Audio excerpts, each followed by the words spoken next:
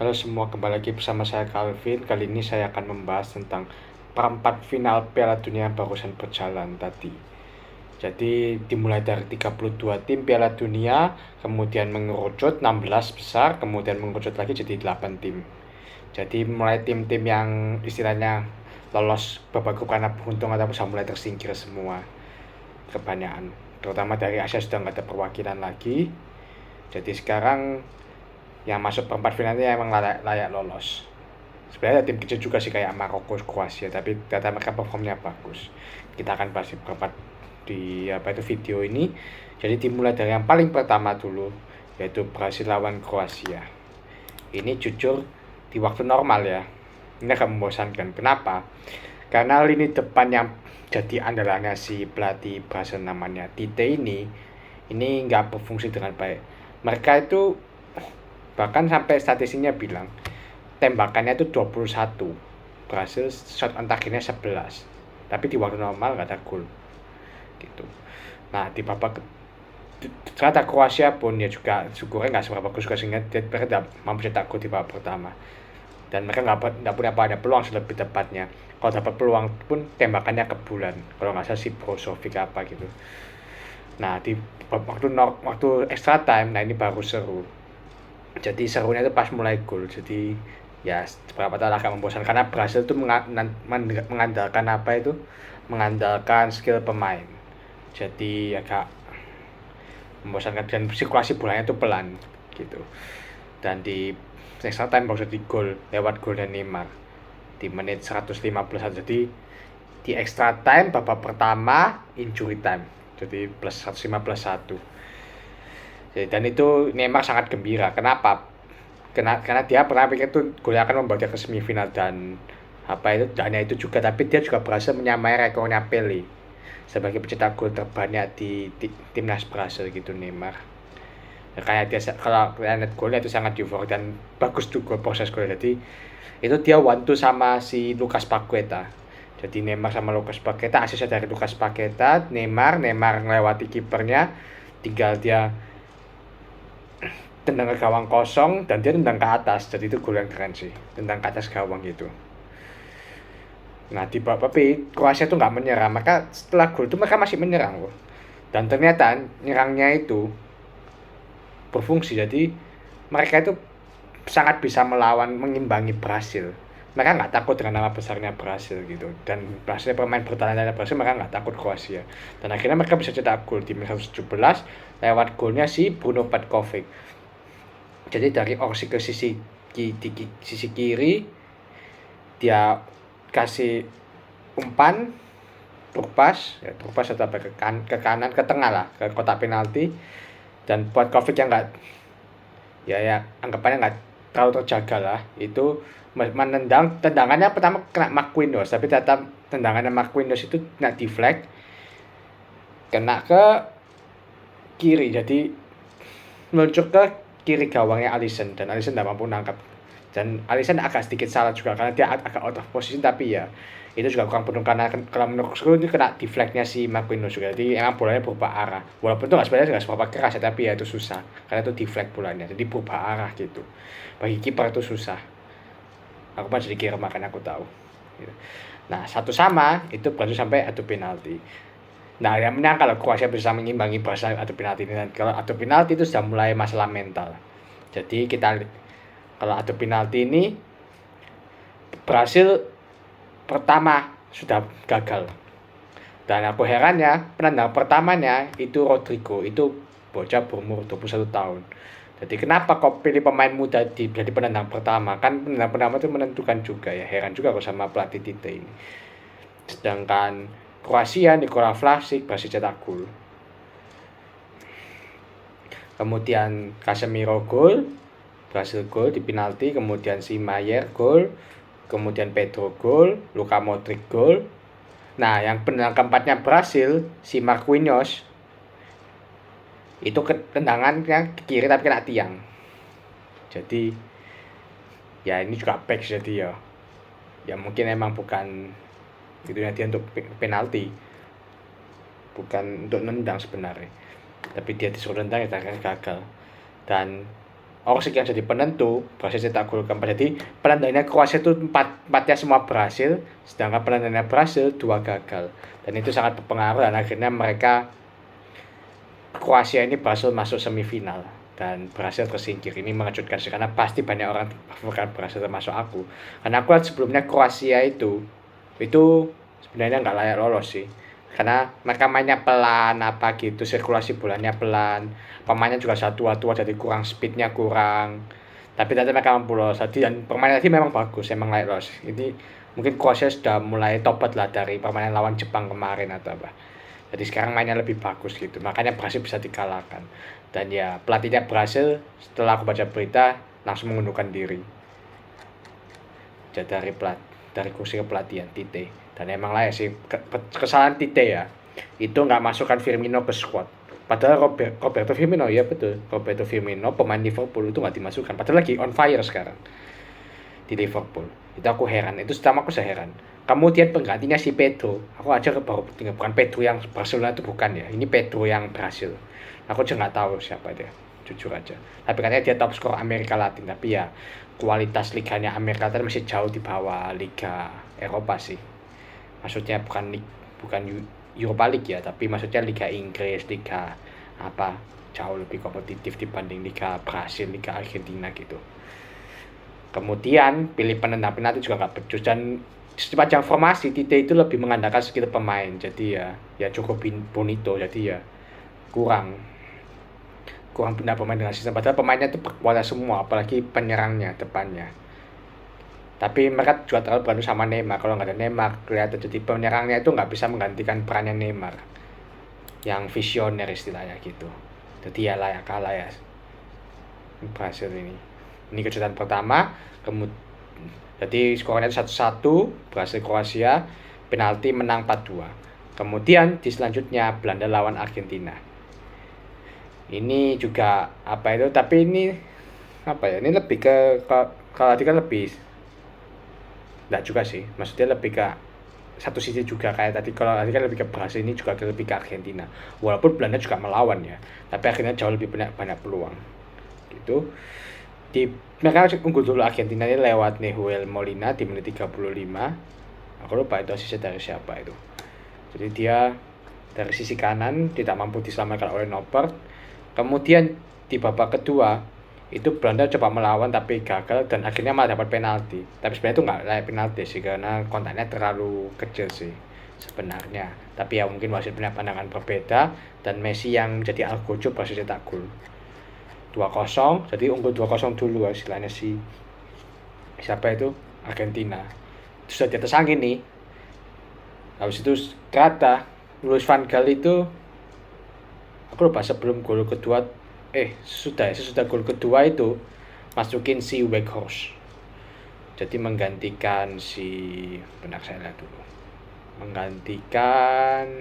ya, aku lupa, Depay ditarik keluar digantiin Weghorst, dan ternyata itu sangat pergantian yang sangat super sub lah, sangat bagus. Jadi Weghorst mencetak gol di menit 83 lewat heading, memanfaatkan umpan dari Koopmeiners kalau nggak salah. Kemudian dari sisi kanan dari cross, jadi crossing di heading ke sisi kiri gawang, Argentina nggak mampu disamakan oleh Martinez. Kemudian yang drama terjadi itu di penghujung babak akhir. Jadi ini gila juga ya, injury time-nya itu 10 menit waktu normal, jadi 90 plus 10, dan itu membawa berkah bagi Belanda. Di menit-menit akhir itu Belanda cetak gol lagi lewat Weghorst lagi, jadi gila, itu selebrasinya luar biasa, kayak seakan-akan memenangi pertandingan gitu. Habis itu ternyata Belanda juga extra time, dan Argentina ya kaget loh, kok Belanda bisa ngelawan ya gitu. Mereka berjuang di babak kedua di extra time, mereka berusaha cetak gol terutama Argentina, tapi siapa itu Noppert juga bagus kipernya Belanda, jadi mencegah mereka dari kebobolan. Dan 30 menit, dan di menit akhir si Dumfries kena kartu merah di menit 128 ini, aku lupa extra time-nya berapa, masa segini juga. Tapi habis itu ada penalti. Nah ini ada penalti lagi, masalah mental. Jadi ini betul-betul ngulang ya apa yang di 2014 lalu, sampai ada penalti juga. Pas ada penalti, yang pertama dari kedua tim ini adalah dua kapten. Pertama dari kubu Belanda dulu, Van Dijk gagal, Kemudian dari kubu Argentina, Lionel Messi berhasil cetak gol pertandingan pertama. Kedua, Bergwijn gagal, Paredes gol. Ketiga, Koop Meiners berhasil, Montiel berhasil, dua-duanya berhasil. Pertandingan keempat, Weghorst super sub berhasil lagi. Fred Enzo gagal, bocah 21 tahun, dia mungkin mentalnya masih belum itu. Dan yang terakhir, Luuk de Jong di Belanda berhasil 3-2. Jadi gini Belanda gagal 2 kali dulu. Kalau tadi kalian lihat gagal 2 kali dulu, akhirnya berhasil 2 kali, 3 di pertandingan keempat gagal. Jadi ini habis Luuk de Jong berhasil, skornya kan 3-3. Jadi tunggu penendang terakhir Argentina si Lautaro Martinez. Kalau misalnya Martinez gagal, itu lanjut penalti. Tapi kalau berhasil sudah selesai, Argentina yang menang. Dan ternyata Lautaro Martinez berhasil. Dan Argentina lolos ke semifinal. Jadi ya, yang ulang lagi bagi Belanda ya ini penyakitkan sih jujur aja. Karena ini betul-betul ngulangi 2014. Jadi 2014 waktu itu mereka semifinal lawan Argentina, adu penalti juga dan kalah juga. Jadi mungkin ada masalah di mental juga pas Belanda ini. Tapi ya menurut Belanda juga sudah memberikan yang terbaik lah. Dengan kualitas pemain seadanya mereka bisa masuk perempat final ya cukup bagus. Jadi ya sudah gak apa-apa. Selamat. Dan ini juga terakhir bagi Louis van Gaal resmi mundur atau pensiun ya, keluar pensiun. Dia sudah 71 tahun, masih tua emang. Sangat tua, jadi diganti sama Ronald Koeman. Sekarang pelatihnya Belanda setelah Piala Dunia ini. Nah, yang kemudian ada juga 2 ini extra time ya. Jadi 2 tadi semuanya sampai adu penalti. Nah, kali ini habis Maroko lawan Portugal itu cukup sampai waktu normal. Nah, jadi skornya yang Belanda akhirnya 2-2, penaltinya 4-3. Nah, yang Portugal ini jadi Maroko yang kejutan sih bisa sampai perempat final. Aku juga pertama ngunggulin Portugal karena ya paling Maroko akan tersingkir. Apalagi kan kalau aku lihat di lawan Spanyol kan mereka full bertahan. Tapi ternyata mereka mainnya bagus loh Maroko ini. Jadi tak pikir ternyata bosan, ternyata seru. Jadi Maroko tuh melawan, berani pressing. Padahal di babak pertama itu Portugal main tanpa Ronaldo. Dan kalau main tanpa Ronaldo itu mainnya lebih lepas. Dan bahkan mereka begitu pun tidak bisa cetak gol Portugal. Dan lebih mengejutkannya lagi, Maroko yang bisa cetak gol. Dan itu sebenarnya kesalahan kipernya sih. Kiper Portugal si Diogo Costa. Jadi crossing dari, lucu namanya pemainnya, ya Allah. Jadi crossing si striker Sevilla namanya si Youssef En-Nesyri ini berhasil menangi duel utara lawan Ruben Dias dan dia berhasil cetak gol. Dan Diogo Costa ya di bawahnya kipernya itu ya parah sih ini kiper, dia habis kom sih sama Ruben Dias. Harusnya sih kalau menurutku Rui Patricio jadi kiper, apalagi ini penting bagi Portugal, apalagi ini Ronaldo terakhir kan. 1-0. Ke babak kedua mulai dimasukkan Ronaldo, Ramos diganti sama Ronaldo. Ya ternyata sama aja. Jadi cuma dapat satu peluang besar ya, yang paling si Joao Felix yang pas dapat umpan dari Ronaldo 1-2 itu diselamat Sabono. Salah satu kenapa Maroko juga bisa clean sheet nggak kebobolan adalah si Bono. Kipernya bagus. Kipernya ini sangat bagus. Jadi berkali-kali menyelamatkan timnya. Jadi di babak kedua pun pertama dengan Ronaldo pun gagal cetak gol. Dan Ronaldo ya kurang berguna sih, soalnya dia ya kurang dapat dia sudah menurun dah karena usia emang. Jadi dia tendang ke arah kiper, jadi agak sih gampang diituin. Tapi dia cukup terlibat ya emang. Jadi ya agak bagusnya cukup terlibat, lumayan lah untuk usia dia, oke lah. Ya 1-0 sampai akhir ya Maroko. Jadi nggak perlu extra time lagi, Maroko menang. Sangat mengejutkan sih. Maroko masuk semifinal. Ini rasanya tim Afrika pertama yang masuk semifinal sepanjang sejarah. Dan lebih lucunya lagi si pemain Maroko samanya Wali Chedira dapat kartu merah di menit 90+3. Itu pun Portugal nggak bisa cetak gol. Jadi ya badai Portugal yang agak setia. Setelah full time Ronaldo nangis, jadi betul-betul dia menyendiri. Dia langsung ke ruang ganti. dari lapangan langsung nonton sambil nangis. Jadi ya emang ini tragedi. Jadi aku cukup berduka juga karena Ronaldo nggak mampu mempersembahkan Piala Dunia bagi negaranya. Itu sih mungkin kenapa dia. Kalau dari statistiknya ya Portugal sangat menguasai pertandingan, tapi ya jangan tertipu sama data. Maroko ini seimbang. Jadi kalau dan mungkin Maroko lebih efektif, makanya Maroko bisa menang gitu. Itu sih ya layak. Kemudian yang terakhir ini yang paling seru, yaitu Inggris lawan Prancis. Ini dua-dua seimbang ya, tapi di awal-awal sebelum gol pertama itu Prancis terus yang dapat peluang, dan akhirnya mereka mencetak gol lewat Tchouaméni. Ya maksudnya pemain yang aku nggak nyangka bisa cetak gol si Tchouaméni, tapi golnya cukup bagus. Dan ya itu juga berkat kipernya si Pickford ini, jangkauan tangannya itu kurang itu ya, kayak ada yang bilang Hobbit lah, jadi jangkauan tangannya itu kurang, jadi makanya gol pertama itu bisa terjadi. Kalau tangannya lebih panjang atau apa, atau jangkauan dia selamatnya lebih panjang, itu bisa ketangkap itu. Atau kiper lain yang lebih bagus bisa ketangkap itu. Karena itu nggak terlalu kenceng ya, jadi harusnya dia bisa nangkap, tapi ya jangkauan tangannya kurang. Tapi bagusnya itu setelah habis kebobolan, Inggris tuh malah lebih beringas. Jadi mereka berkali-kali kasih peluang sampai Lloris harus satu bangun nyelamatin gawangnya. Lloris itu berkali-kali, kalau nggak salah 3-4 save berkali-kali nyelamatin gawangnya Prancis. Kalau di sini sih tulisannya 7 save ya, 7 save, berarti 7 save. Dan kipernya jadwalnya bagus, jadi walaupun Pickford gol pertama itu, tapi habis setelah gol pertama itu dia beberapa kali menyelamatkan, bahkan dari jarak dekat menyelamatinnya. Refleksnya tuh oke. Ya cuma masalah itu aja jangkauannya. Dia nyelamatin sekitar 3 kali lah. Di babak kedua itu Inggris dapat penalti. Jadi si Tchouaméni yang pecah gol sekarang malah bikin penalti. Kalau nggak salah ngelanggar si Saka ya, aku lupa siapa. Saka atau Bellingham atau siapa itu. Itu kemudian Harry Kane yang jadi Algojo berhasil cetak gol. Jadi seru ini Algojo kan, Harry Kane lawan Hugo Lloris. Ini rekan setimnya di Spurs. Ini Hugo Lloris kapten, Harry Kane wakil kapten. Dan Harry Kane berhasil cetak gol, kapten Inggris. Nah kemudian setelah itu ternyata di menit 70-an itu si Giroud berhasil cetak gol lewat crossingnya si siapa ya, aku lupa. Crossingnya si Griezmann. Jadi Griezmann ada 2 assist ya. Pertama asisnya ke Tchouaméni itu asisnya dari Griezmann, ini assist juga. Griezmann kasih umpan ke Giroud dengan headingnya bisa cetak gol dari jarak dekat. Gitu, keren sih golnya. Dan Pickford ya nggak mungkin bisa nangkap itu, dari jarak dekat sekali. 2-1. Tapi setelah itu Inggris dapat penalti lagi. Jadi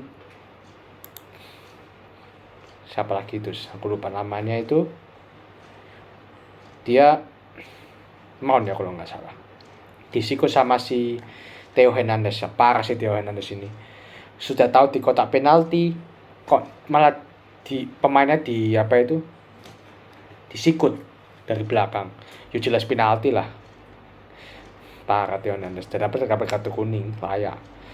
Harry Kane lagi lawan Hugo Lloris lagi. Orang mungkin expect gol lagi, ternyata melesetnya pun ke atas sasaran. Jadi ya investasi Kane kaget loh, gagal kayak gitu. Dan gagal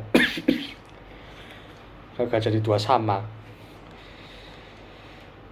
Ya di menit-menit akhir Inggris berusaha menyerang. Mereka yang paling hampir juga Rashford di menit-menit akhir itu dapat tendangan bebas 10 menit loh, bahkan extra time ya, injury time dia Rashford menendang, tapi nendangnya ke atas gawang, sayang. Dan itu peluang terakhir. Setelah itu nggak sampai Lloris nendang mau goal kick, sudah di perutnya pemuda dia. Prancis yang lolos, Inggris yang lolos. Jadi ya ini selain salah Kane juga salah karena dia gagal penalti, tapi juga salah Southgate ya. Jadi Southgate ini kelemahannya adalah dia pilih pemain itu berdasarkan suka-sukanya dia. Jadi gak berdasarkan skill gitu loh. Dia itu Southgate ini kayak misalnya kiper lebih milih Pickford dibanding Ramsdale yang main di klub besar itu Arsenal, padahal Pickford mainnya di Everton yang klub kecil. Kemudian salahnya kedua adalah ya sebenarnya masa Maguire juga salah, soalnya dia kapten MU tapi jarang banget main musim ini, tapi tetap dimasukkan. Jadi ya walaupun overall di turnamen dia cukup bagus, tapi ada beberapa kali juga dia salah passing ya enggak, karena ya sudah lama dia nggak main reguler gitu si Maguire ini. Kemudian Phil Foden ini di akhir laga ini maksudnya dia baru masukkan, jadi maksudnya di 2 laga terakhir 3 laga terakhir dia baru masukkan. Di awal-awal dia nggak masukkan, padahal Phil Foden itu main di Man City dan performanya bagus gitu. Kemudian ya ada banyak sih kayak pemain yang nggak dipakai kayak James Ward-Prowse, Ivan Toney, Fikayo Tomori, siapa lagi ya, dan lain-lain. Maksudnya sampai ada listnya pemain yang nggak dipanggil Southgate, pemain-pemainnya harusnya layak dipanggil timnas gitu loh. Jadi ya Southgate ini juga parah gitu, pelatih yang buruk gitu, yang bikin Inggris juga ya satu blunder ya mainin Pickford terus dimain jadi utama, gak pernah dipasang Ramsdale, gak pernah pasang Nick Pope. Jadi ya parah sih ini pelatih, dan layak tersingkir Inggris. Artinya bukan is coming home tapi is going home. Ya aku ya lucunya juga ke PD si Declan Rice itu, dia dengan PD-nya, jadi dia itu ke Qatar itu bawa 2 koper kalau nggak salah, 1 kopernya kosong. Kenapa kosong? Supaya kopernya itu buat trofi Piala Dunia, ternyata nggak dapet trofi, jadi ya pulang dengan koper kosong juga. Gitu sih, makanya jangan kepedean dulu di awal gitu sih. Ya itu aja. Jadi ya yang lolos di oh ya skornya 2-1 ya bagi Prancis ya, menangan Prancis dan tak perlu extra time juga. Jadi ada 2 pertandingan yang sampai adu penalti, 2 pertandingannya waktu normal gitu. Jadi yang lolos ke perempat final adalah Kroasia, kemudian Argentina, kemudian siapa lagi ya, Maroko, dan terakhir si Prancis juara bertahan. Itu ya, semoga kita bisa menikmati perempat final, dan aku lebih harap saya ada juara bagus sih. Kalau juaranya cuma itu tok yang membosankan, apalagi kalau Prancis lagi yang juara ya, jadi membosankan gitu ya. Itu aja, dan ternyata banyak kejutan juga di Piala Dunia ini, jadi betul-betul nggak bisa diprediksi gitu. Kau jangan susah memprediksi kalau kayak gini. Itu aja sih, terima kasih sudah menonton.